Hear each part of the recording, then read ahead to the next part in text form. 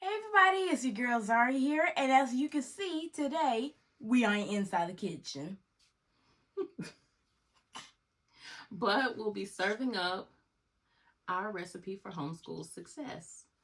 Hi, everybody. Thank you for watching another episode of the Tiffany C. Harris podcast. I'm here today with my baby girl, Zaria. Hey everybody. everybody! Of YouTube Zaria's Kitchen. So if you haven't checked out her channel yet, go ahead over there. Like, subscribe, and comment down below. And turn those post notifications. And maybe, yes. Yeah, okay.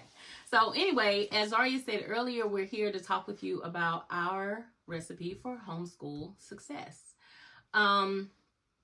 Zaria, why don't you tell them a little bit about how we got into schooling at home?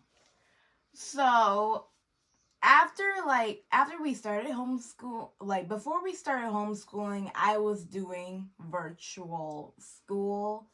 And we started that when? We started that when COVID-19 came. Right. It was heartbreaking for me, but I have a feeling that what was COVID or the having to leave COVID your friends? Both, I think. Both. Okay. So we came home when everybody else went home. It was March of 2019, I believe. We finished out the school year with virtual, and we did that through the public school program. And we did that for 2020, 2021. And then my husband and I were talking. There were some changes that came down the pipeline as far as education went that we weren't really excited about our child being indoctrinated to certain things. So we made the decision to bring her home and teach her the things that we felt were important. Right? Mm-hmm. Okay. So this year was the first year that Harris Academy came into play, and we're really excited about it. How do you think the school year is going so far? I think it's going very great. I've been learning so many things that I never knew. Okay, why don't you tell them what classes you're taking now that are different than what you were taking when you were in public school? Well, I've been learning about the Bible a lot from I've been using. I'm sorry about the long pause, everybody. I have no idea what I'm talking about. But okay, so you've been learning the Bible. What else are you taking that you weren't taking in public school? I've been learning Spanish. I wanted to speak Spanish for a long time. I haven't learned anything about that Spanish, but I'm learning about it now on Easy Peasy and right. We'll get into where the curriculum comes from a little bit later in the video. But one of the things that Zaria loves, and actually that was the reason that Zaria's Kitchen even exists, is because you love to... I love to bake. It's my, it's my passion. I wanted to bake for a long time, and I was really excited to open my channel to you guys. Right. And she said for a long time that she wanted to bake. And so this year, as we were selecting the curriculum, I figured why not make that one of her exploratories so she's able to pursue a passion, do something that she enjoys, and be able to share her creations with you guys. Another class that she's taking that she didn't have in public school is SEL. And that's where we really work on her social, emotional learning. Mm-hmm. We kind of compiled several different things for that one, but the one that she's working on now I really love because it takes biblical traits like patience, right? Peacemaking, all these things that are important to a believer that she's able to learn how to regulate herself. So that's been a blessing as well. So since you started it, we'll go ahead into the curriculum. And I'm going to just tell y'all, as a parent, having had all my kids, like Janaea did a year of virtual school when she was in second or third grade. And that was a great experience, but we weren't able to do it for a long time. And So going into it with Zaria, I learned a lot, but I had also worked in the school system for a couple of years. And so I was really intimidated about making sure that I was choosing. If you hear that beautiful noise in the background, that's my niece Tegan. Her niece, my grandbaby, Miss Tegan. Maybe she'll make a appearance at the end of this video. Mm-hmm. But it was very important to me that I didn't leave anything. And it was almost a sense of panic that came over my heart, because I was like, I don't want her to miss out on something that is vital, but I also didn't want to push things on her that to me had no value for her life, for her day-to-day living and all of that. And so where I started was looking at the standards for Georgia. And in the state of Georgia, you have to teach math, English, science, and reading. You may have to have social studies too. I'll double check and get back to y'all. But so those are the only real components. Your students have to, beginning after 5th grade, they have to have some type of standardized test every 3 years. And so the test that we decided to go with was California Achievement. But because Zaria had already taken her test before, we won't have to do the standardized test until next year. But it's really simple. You can just go online and order the test. They can send it to you. You can do electronically. You can have them send a paper copy. And these are really for your own records. So one of the things that I'm doing with Zaria is kind of creating a portfolio of this year of things that she's learned and things that she's created through her learning to kind of keep on hand. No one comes knocking, asking for these things, but if they do, at some point, we have them in place. So, I'm sorry, you want to add something? And there's another reason why I started my baking channel, because when I was growing up, my sister Janaea was an artist, so I wanted to be an artist like her. So I've been doing a lot of drawing and stuff, and with my baking channel, I also want to be creative with my treats. Right, so baking is your creative outlet, like drawing is for Janaea. Mm-hmm. Okay. So the classes that she's taking, Bible is the basis. And when we first talked about it, I had a totally different plan about what the foundation of our school would be. And I prayed about it, and it was like, God really gave me peace and gave me direction. And for me, my faith is the center of my life. So I decided to make the Bible the center of her homeschool lessons. And so everything else that we would do would expand from that. And one of the great things we had the opportunity to do this year was, I guess every year, Georgia has a Homeschool Association conference. And so we were able to go there in July. And we actually made some really good friends by attending that. You want to tell them a little bit about the expo? And well, when we first walked to the hall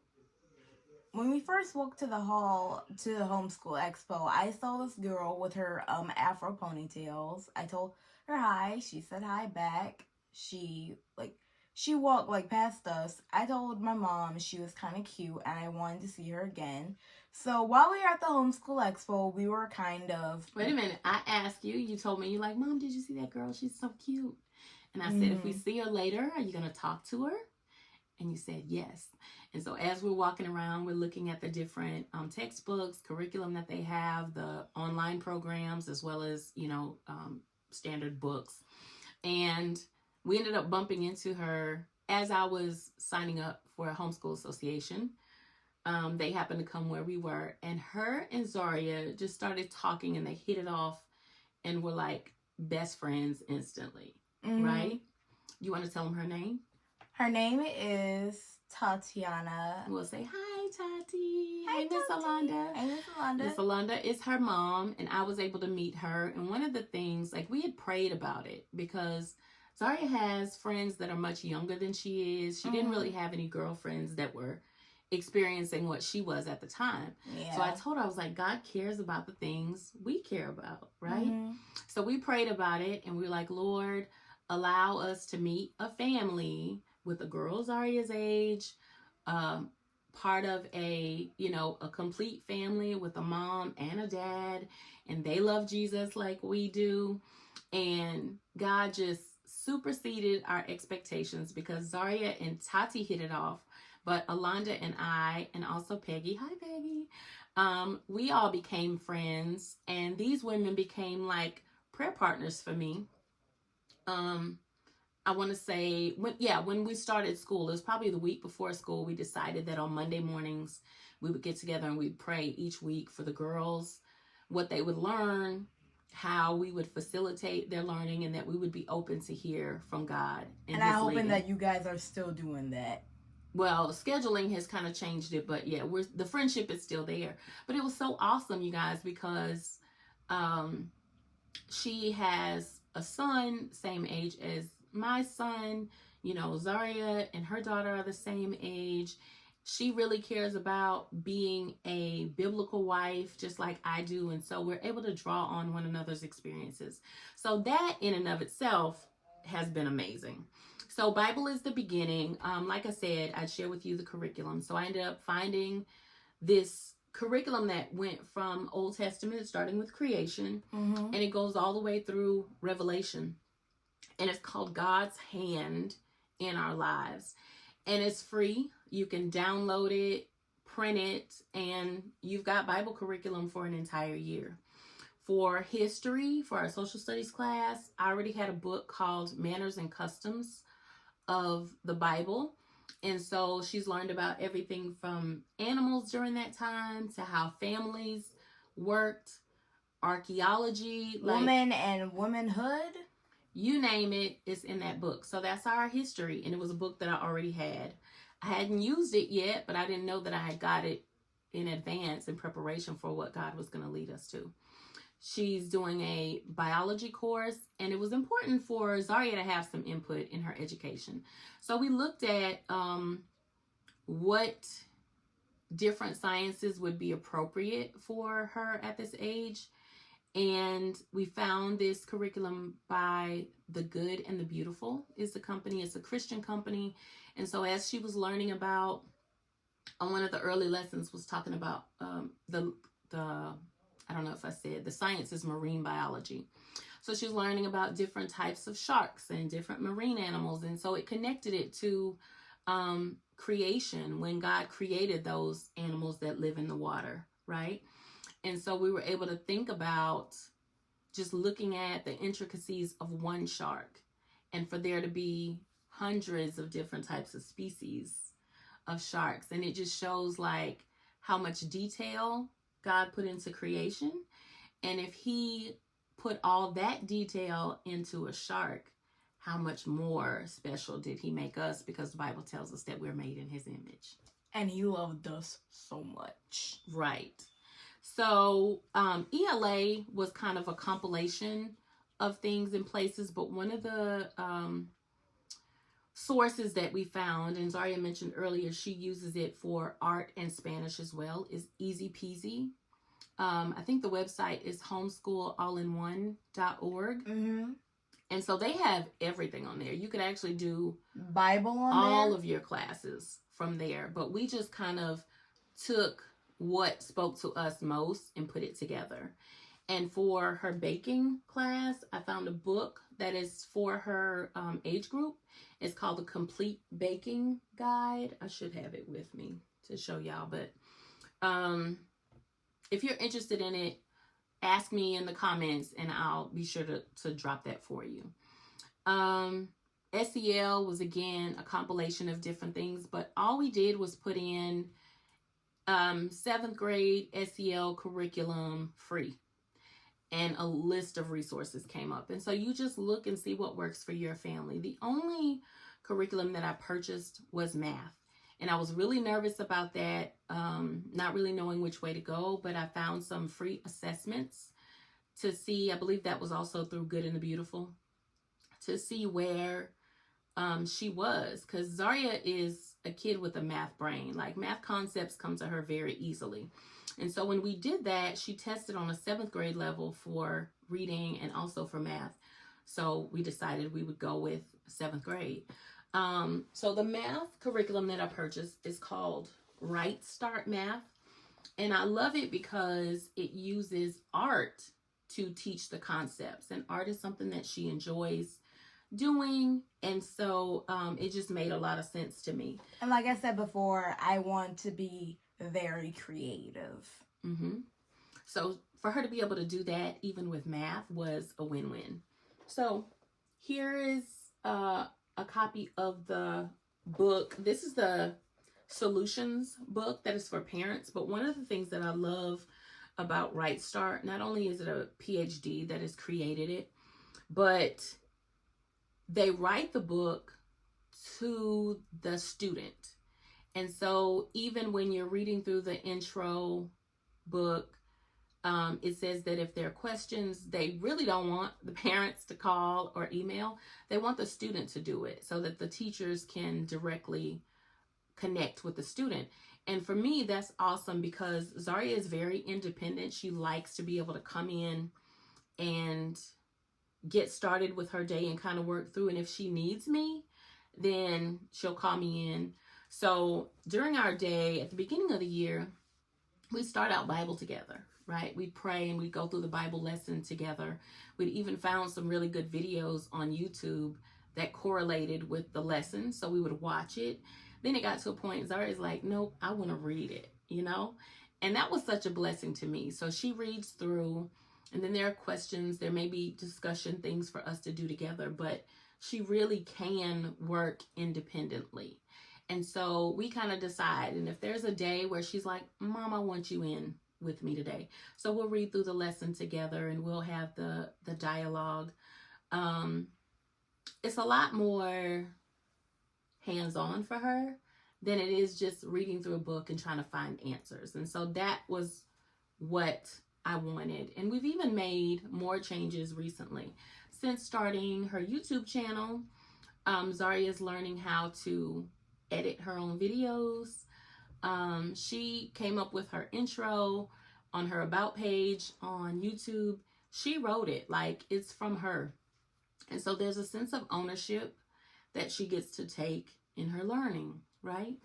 How important is that to you, that you get to decide what we're doing or work it out with me instead of me just saying, this is what you're going to do? Like, how much does that matter to you?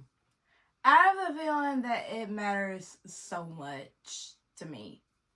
You have a feeling? Or it does matter a lot to you? I think I have a feeling that it might. Okay, well, I'll try to just boss you from here on out and see if you like that better. Okay, never mind. I really believe that. So anyway, with her starting her channel, I've been doing a lot with letting her learn more about content creation. So we're looking at the analytics together,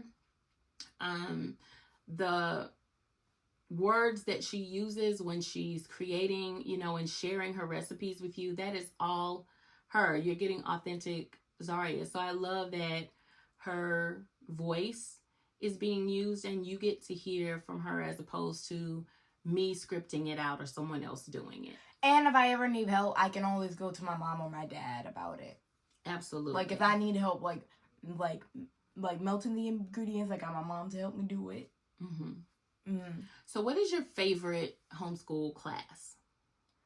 If it had to be any kind, I think it would be baking because it's my passion stuff, like I said. Okay. What about the lessons that you're doing? Which one of those which class? Like, is it Spanish, Bible, history, biology? Which one? I'll have to say art because, like I said, I like to be creative with my stuff, so... She's just not going to answer. I'm not talking about a extracurricular. What is your favorite core class? Bible, math, history, biology, language. Put her on the spot, yeah, I think it would have to be Bible because I'm a Christian. Like I'm a Christian. I believe in Jesus and stuff. So I really I think the Bible has helped me because I didn't even know none of that stuff there's some like deep dark things in there that I didn't even know about. Like I thought like it was, what? Give me an example. What about Meshach and Abednego and Shadrach? Mm-hmm. What about it stood out to you? I think it was very surprising that Jesus came and like helped them out of the fire. Like they were absolutely clean. They didn't have like any like marks on them. They didn't smell like fire. I was just like, right. And do you remember what the king said? He's like, didn't we throw in 3 men? And he's like, I see a 4th who looks like the Son of God. Right? mm-hmm. So what happened to the people that threw them into the fire? They were burned completely.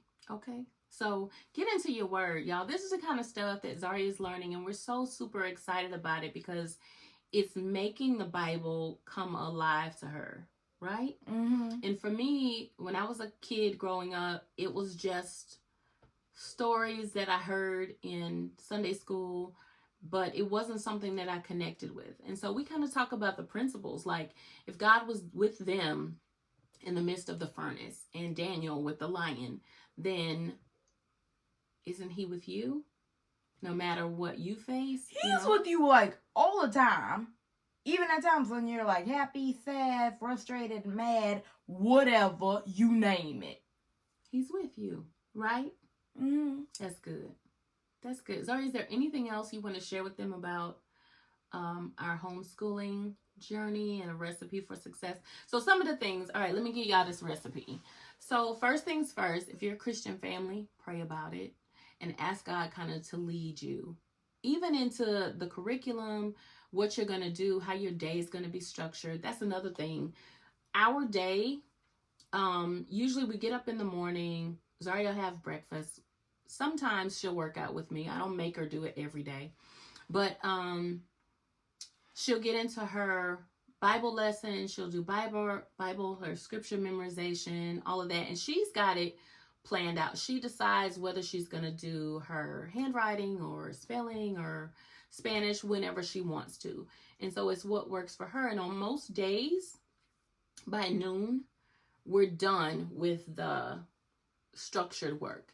And structured may not be the right fit for you. For us, we need routine, right? Mm-hmm. We need a schedule, like a calendar. We're very both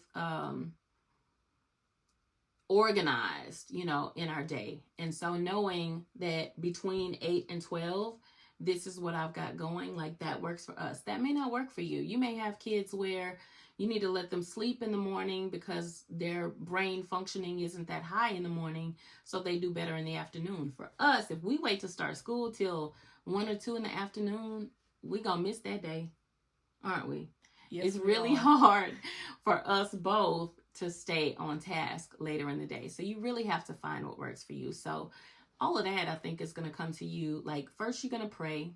You're going to look at your student as an individual, how they learn, what benefits them, and that'll shape what curriculums you choose. There's so much out there for free.